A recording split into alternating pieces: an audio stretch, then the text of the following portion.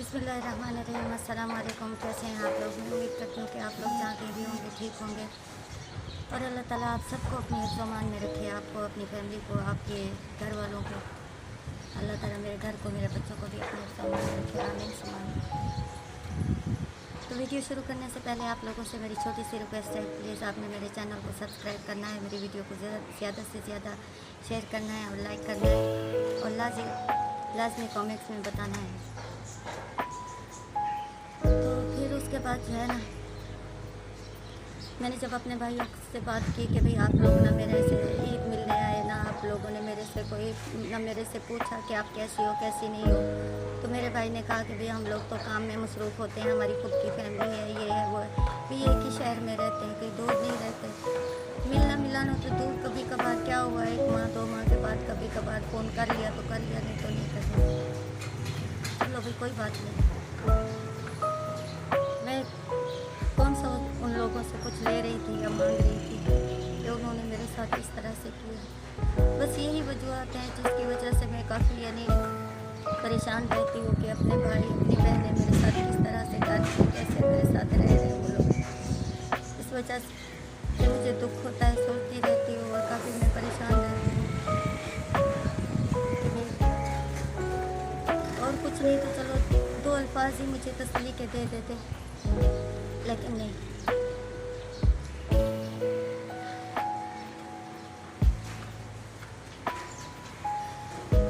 बस मैंने अपने भाइयों से काफ़ी बार कहा कि भाई थोड़ी बहुत आप लोगों के पास अल्लाह ताला ने आप लोगों को जितना भी दिया हुआ है, ज़ाहिर है सब फैमिली वाले हैं। तो मेरे भाइयों ने कमेटियाँ वगैरह डाली थी, एक मेरे भाई ने अपना मकान वगैरह बेचा था, मैंने कहा थोड़ी बहुत मदद कर दो, हेल्प कर दो, ताकि मेरे मियाँ जो कोई अपना कारोबार खोल सकें। 1-2 लाख की मदद कर दो या ज़्यादा नहीं तो 1-1.5 लाख की, ताकि वो रिक्शा ले सकें या कोई ठेला वगैरह भी लगा सकें या कुछ कर सकें। तो मेरे भाई ने कहा हाँ हाँ करेंगे, इंशाल्लाह कमेटी आ जाएगी तो फिर मदद करेंगे। फिर जब मैंने भाई को बोला तो मेरे भाई ने कहा नहीं, अब तो मैंने अपने बेटे की शादी करनी है, ये है वो है, तो तेरा मियाँ तो वैसे सीधा साधा है, उसको तो लूट के लोग ले जाएंगे, हम लोग जो है ना मदद नहीं कर सकते। फिर मैंने दूसरे भाई को भी बोला तो उसने कहा 4-5 लाख होगा तो फिर ही आपके मियाँ का जो है ना कारोबार हो सकता है। मैंने कभी इतना बड़ा नहीं करना चाहते, हम लोग अपनी हैसियत के मुताबिक करना चाहते हैं। उधार चाहिए पैसे, फिर आपको लौटा देंगे, 2-2.5 लाख दे दो। उसने कहा मैंने तो अपने सारे पैसे मकान पे लगा दिए, मकान बनाया, तो अभी तो मेरे पास नहीं है, अगर 20-25 हज़ार चाहिए तो वो मैं आपकी मदद कर सकता हूँ। तो उन्होंने 1 साल पहले की बात है, तो उन्होंने फिर वो एक बार 10,000 भेजा था, 5,000 फिर इस तरह से करके जितनी उनसे हो सकी थी उन्होंने जज़ाकल्लाह उनको। लेकिन अगर कारोबार के लिए कुछ ना कुछ मेरे भाई हेल्प कर देते तो आज मैं ना इतनी बीमार होती, ना मेरे बच्चे स्कूल नहीं जा सकते, ना आज वो घर में बैठे होते, ना मेरे इस तरह के हालात होते कि हम लोग मकान का किराया देते हैं तो बिजली का बिल रह जाता है, बिजली का बिल देते तो उधार लेते हैं हम लोग दुकान से, उसके रह जाते हैं। मैं इलाज अपना नहीं करा सकती प्राइवेट हॉस्पिटल में, क्योंकि मेरे पास इतना फुर्सत नहीं है कि मैं अपना इलाज करा सकूँ। तो बस यही तकलीफ़ होती है जब कोई इंसान इतने दुख में हो, तकलीफ़ में हो, तब अपने बहन भाई दूर चले जाएं, कोई साथ ना दे रहा हो, कोई पूछ ना रहा हो मुझसे मैं कैसी हूँ कैसी नहीं। तो इस वजह से, क्योंकि जब मेरा ऑपरेशन हुआ तो मैं काफ़ी ठीक रहती थी, फिर बच्चे जब हुए तो हम लोग डॉक्टर के पास जाते थे, तो डॉक्टर ने जब 1 बच्चा हुआ 2 बच्चे हुए तो कहा कि भाई बस अब और बच्चे नहीं होने चाहिए, क्योंकि आपकी बीवी का वैसे भी हार्ट का मसला है, तो एक जो वाल है वो हमने साफ़ करके डाला हुआ है, तो और बच्चे नहीं। इस तरह से करते करते अल्लाह का शुक्र है 4 बच्चे हो गए। लेकिन फिर उसके बाद जो है ना मेरा 35% जो बाल साफ़ किया था दिल का वो ख़राब हो गया। फिर डॉक्टरों ने जब मेरा आखिरी बेटा होने वाला था छोटा, अब उसकी एज 15 साल है, तब उन लोगों ने फिर ऑपरेशन कर दिया था कि अब जो है और बच्चे नहीं चाहिए, क्योंकि आपका जो है ना दिल का मसला है और बाल भी आपका 35वीं तक ख़राब हो चुका है, तो इसलिए और बच्चे नहीं। वहाँ पे ये था कि मदीना में कभी हम लोग इलाज अच्छे से मेरा हो रहा था, मैं कभी कभार हॉस्पिटल नहीं भी जाती थी, चाहे निज़ाम जैसा भी हो गया था। तो ये था कि भाई मैं बीमार इतनी नहीं थी और इतनी मकसद दुख तकलीफ नहीं थे। हम लोग मदीने में इतनी बरकत होती है कि हम 2 टाइम 3 टाइम के यानी अल्लाह का शुक्र है खा लेते रहते थे, कोई ऐसी परेशानी खाने पीने की नहीं थी। लेकिन यहाँ पे बहुत मुश्किल है घर को चलाना। और जब किसी के पास 15-16 साल की तनख्वाह हो, सैलरी हो, तो मुश्किल है। हम लोग मकान का किराया देते हैं तो फिर रह जाता है कुछ ना कुछ, तो हम पूरा नहीं कर सकते। इसीलिए मेरे बच्चे भी नहीं पढ़ रहे।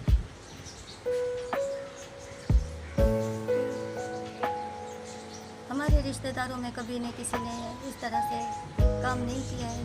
मैंने मजबूरी की वजह से किया है, ताकि मैं अपने घर के लिए कुछ कर सकूं या अपना कोई इलाज करा सकूं या अपनी बेटी की शादी कर सकूं, क्योंकि बहुत मुश्किल होता है। हमें 4 साल हो गए हैं मदीना से आए हुए, लेकिन हमने 7-8 मकान चेंज किए। कभी किसी में गैस का मसला हो जाता था, कभी किसी में पानी का मसला, तो कभी किराए का मसला, कभी बिल का मसला। तो इस तरह से हम लोगों ने जगह जगह पे मकान चेंज करना अच्छा नहीं लगता है मुझे बार बार इस तरह से। मेरे भाइयों के हैं अपने मकान हैं, अल्लाह का शुक्र है, अल्लाह मुझे भी देगा इंशाल्लाह। आप लोग मेरी सपोर्ट करेंगे तो इंशाल्लाह मैं भी अपने पाँव पे खड़ी हो सकूँगी। अल्लाह ताला पे है भरोसा, इंशाल्लाह अल्लाह ताला मुझे कामयाब करेगा। और आप बहन भाई है मेरे साथ, तो इंशाल्लाह अल्लाह ताला मुझे इस मुश्किल वक्त से भी निकाल देगा इंशाल्लाह।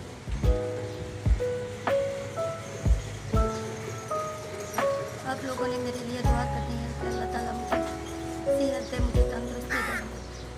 एक हफ्ता पहले मेरे नाक से इतनी ज़्यादा ब्लीडिंग हो रही थी, इतना खून आ रहा था कि रुकने का नाम ही नहीं ले रहा था।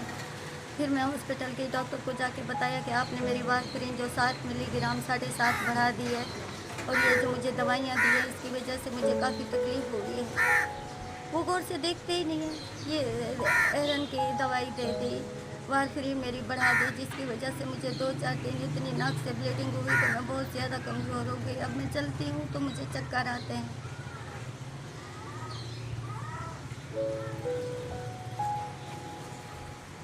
एक होता है ना कि भाई अपनों के साथ हो तो फिर भी इंसान को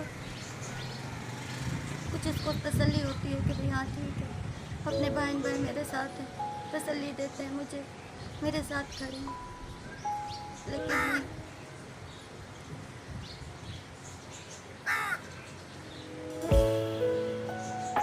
कोई बात नहीं है, इंशाअल्लाह अल्लाह ताला ये मेरी मुश्किल ज़रूर आसान करेगा।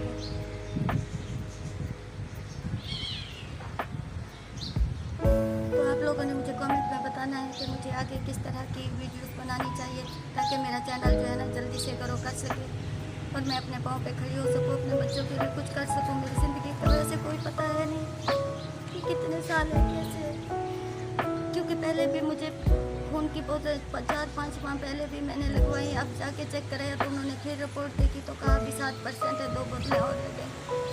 और जैसे मैं ब्लड लगवाती मुझे इतनी सर्दी लगने लग जाती है, मुझे बहुत तकलीफ़ होती है, बहुत ज़्यादा। तो मैं नहीं लगवा सकती। बहुत ज़्यादा कहते हैं कि आप ज़्यादा परेशान रहती हुई, आपके घर में कोई मसला है या क्या है क्या नहीं। अब मैं सारी बातें उनको क्या मैं कहूँ कि आप फरूट खाओ, आप जो है ताकत की जूस वगैरह आप बना के पियो, अल्लाह देगा इंशाल्लाह। तो मैं करूँगी अपनी सेहत के लिए। अहम चीज़ मेरी बेटी की शादी है मेरे लिए, मैं उसकी शादी करना चाहती हूँ। या अल्लाह ताला मुझे अपना मकान दे दे। वो तभी मुमकिन हो सकेगा जब आप लोग जो है ना मेरी वीडियो ज़्यादा से ज़्यादा देखा करेंगे और मेरे चैनल को ग्रो करने में आप मेरी सपोर्ट करेंगे, तभी ये सब मुमकिन हो जाएगा। चलो सदका जारिया ही समझ के आप लोग प्लीज़ मेरा साथ दें, ताकि मैं अपने पाँव पे खड़ी हो सकूँ और अपने मसलों से ये जो तकलीफ दुख परेशानियाँ हैं अल्लाह ताला दूर करेगा मेरी, अगर आप लोग सपोर्ट करेंगे इंशाल्लाह इस तरह से मेरी। तो मैं ताकि अपने घर के लिए कुछ ना कुछ कर सकूँ, अपना इलाज करा सकूँ, अपने बच्चों को पढ़ा सकूँ, अपनी बेटी की शादी कर सकूँ, टाइम से किराया दे सकूँ। तेरे में जब बेटी की शादी करूँगी, फिर एक मेरा बेटा काम करता है तो उससे तो 16-17 हज़ार उसकी सैलरी है, तो उससे तो कुछ नहीं हो सकता। हम लोग 8 अफराद हैं, 3 बड़े 1 छोटा बच्चा है। आप लोगों को अपना घर का ये जो किराए का मेरा मकान है इसका भी विजिट कराऊंगी कि किस तरह से